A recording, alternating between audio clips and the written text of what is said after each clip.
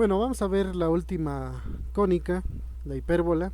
Vamos a leer la definición. Dice, una hipérbola es un lugar geométrico de los puntos de un plano, tales que el valor absoluto de la diferencia de sus distancias a dos puntos fijos, llamados focos, es igual a la distancia entre los vértices, la cual es una constante positiva.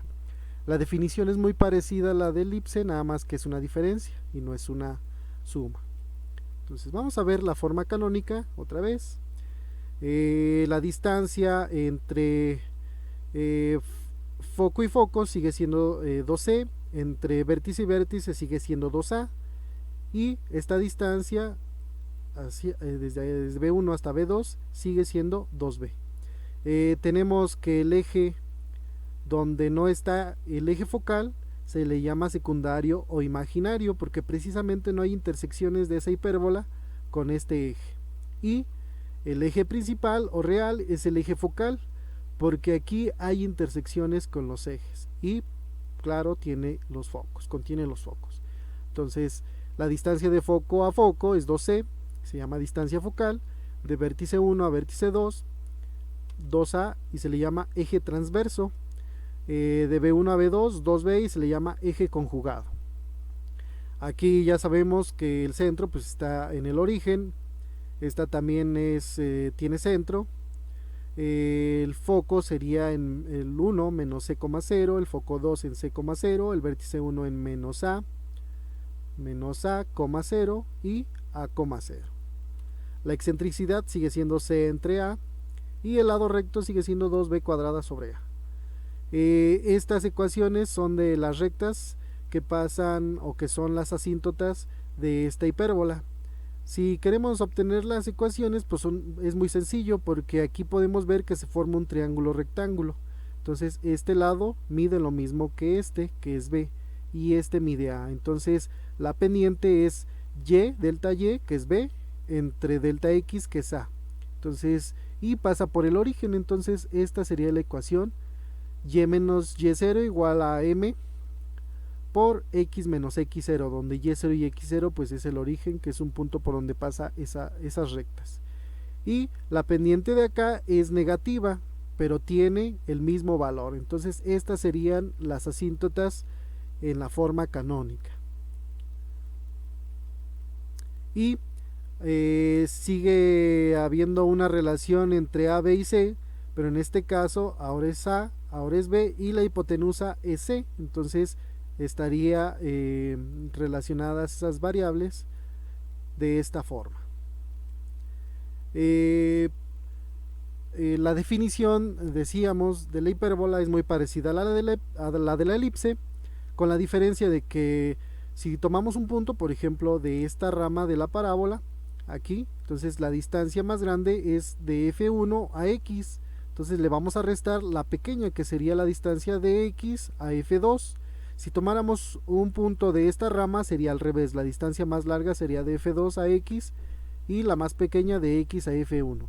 Vamos a tomarlo así. Entonces dice que la definición, que la distancia del foco a x, la más grande, le vamos a restar la más pequeña, aquí está, y va a ser igual a 2a. Entonces en la elipse teníamos un más, ahora vamos a tener un menos, y tenemos esto. Ya sabemos que para poder eliminar esas raíces, pues pasamos una para el otro lado, y la más conveniente pues es la del menos. Entonces tenemos algo muy parecido. De hecho, si hacemos el mismo procedimiento, tenemos exactamente lo mismo. Aquí igual lo que está en rojo se cancela, con la diferencia de que llegamos a esta ecuación que es igualita a la de la elipse, pero recordemos que esta no es igual que para la elipse. Recordemos que para la elipse es b cuadrada más c cuadrada igual a cuadrada, porque a es más grande que las otras dos, pero ahora la más grande es c, entonces nos quedaría así. Entonces tenemos a menos c cuadrada. Entonces, para tener esta diferencia, para sustituirla aquí, necesitamos pasar esta c para acá y esta b para acá. Esta pasaría restando y esta también. Entonces, en lugar de que esto sea b, es menos b, como está aquí. Entonces, si queremos dejar un 1 aquí, pues dividimos por esto. en los dos términos y nos quedaría esta que es la ecuación cartesiana de la hipérbola para cuando tiene centro en el origen y que tiene el eje focal en el eje X. ¿Qué pasa si tenemos ahora que el eje focal coincide con el eje Y? Pues lo único que pasa es que X toma la posición de X y X la posición de Y. Entonces esta sería para el eje focal con X y el eje focal coincide con Y.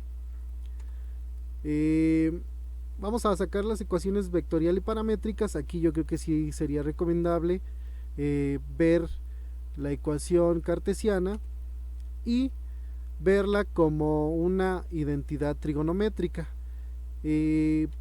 Recordemos la identidad trigonométrica: 1 más tangente cuadrada igual secante cuadrada. Si nosotros pasamos la tangente para este otro lado, es decir, restando para que nos quede esto, va a ser igual a 1. Entonces podemos igualar x entre a igual a secante de teta y y entre b igual a tangente de teta.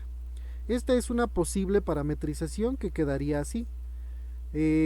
No me gusta tanto porque hay una indeterminación en teta igual a pi medios, es decir, en 90 grados, cuando la pendiente es vertical, es infinita. Entonces esta no me gusta mucho, pero es válida. Son unas ecuaciones paramétricas, pero recordemos que no es la única forma de parametrizar. También existe una identidad trigonométrica que depende de los senos hiperbólicos y cosenos hiperbólicos. El seno hiperbólico está dado por una función exponencial, al igual que el coseno hiperbólico. No son funciones trigonométricas, son funciones exponenciales.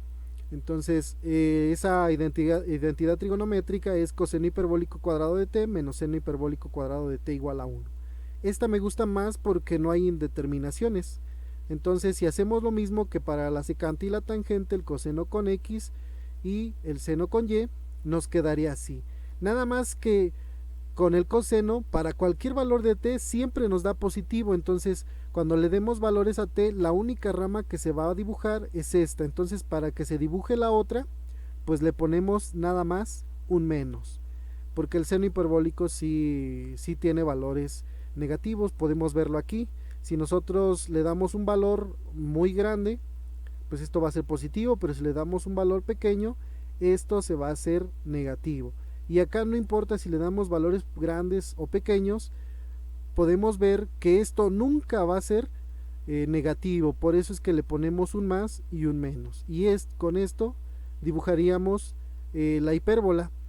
Y t puede tomar cualquier valor porque no hay indeterminaciones. A diferencia de acá, si nosotros le damos valores de pi medios, nos va a arrojar error porque no existe. Entonces esas serían las ecuaciones paramétricas. La ecuación vectorial, entonces ya sabemos cuánto vale x, es decir, cuánto vale de c a p, y ya también sabemos cuánto vale de p a y, que sería b seno hiperbólico de t, y para x más menos a coseno hiperbólico de t. Entonces la ecuación vectorial de esta hipérbola sería ox igual a cp más px, así. Y recordemos que C coincide con el origen, entonces nos quedaría de esta forma la ecuación vectorial. Si ahora el centro de esa hipérbola no coincide con el origen, es decir, que esté en h, k, entonces sería de O a X, de aquí hasta acá, es igual a lo que está en rosa, de O a C, de C a P y de P a X, que sería esto. Entonces lo único que se añade, como podemos ver, igual que en las otras cónicas, pues nada más es el vector OC, que es HI más KJ. Las ecuaciones paramétricas entonces quedarían de esta forma, igualando lo de x con x, lo de y con y. Y la ecuación cartesiana la podemos obtener si despejamos al parámetro. Si despejamos el parámetro, sería x menos h entre a igual al coseno hiperbólico de t, y aquí y menos k entre b igual a seno hiperbólico de t. Si elevamos al cuadrado esta cantidad que despejamos, es decir, el coseno hiperbólico cuadrado de t, y acá también, y hacemos una diferencia, nos resulta esta ecuación cartesiana. También la podemos obtener con la definición de hipérbola. Aquí, si ahora nuestro eje focal está rotado y trasladado, es decir, que ahora tiene una inclinación con respecto al eje X de phi, pues nuevamente sabemos que podemos obtener el vector u y el vector u ortogonal. Recordemos que u tiene la dirección del eje focal y ortogonal a 90 grados del eje focal. Entonces, para encontrar el vector o la posición de cualquiera de los puntos de esa hipérbola, bastaría con encontrar un vector de O a X, que es el azul y que es igual a lo que está en rosa, que sería de O a C, de C a P y de P a X. C a P tiene una magnitud de más menos a coseno hiperbólico de t, porque esta es la forma canónica. Esto ya lo encontramos, por eso es que vemos primero la forma canónica, y que tiene dirección del vector unitario u, y el vector px tiene la dirección de u ortogonal y vale b seno hiperbólico de t. Entonces, si multiplicamos este por este, vamos a obtener este vector. Si multiplicamos esta magnitud por este vector, vamos a obtener este otro. Y el vector OC, pues es hi más kj. Entonces, la ecuación vectorial nos quedaría como OC, que sería este vector, más menos esto por esto, que sería el vector u, y más b por el u ortogonal que está aquí.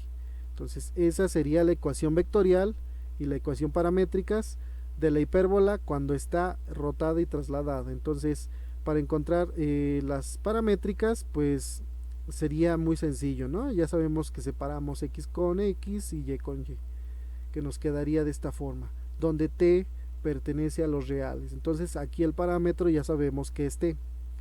Entonces, si queremos dibujar una curva, una hipérbola, una parábola, una elipse en GeoGebra, pues recordemos que se pone curva y se anota lo de x, se anota lo de y, se anota el parámetro y de dónde a dónde queremos dibujar esa curva. En el siguiente video vamos a hacer ejercicios de estas tres cónicas. Gracias.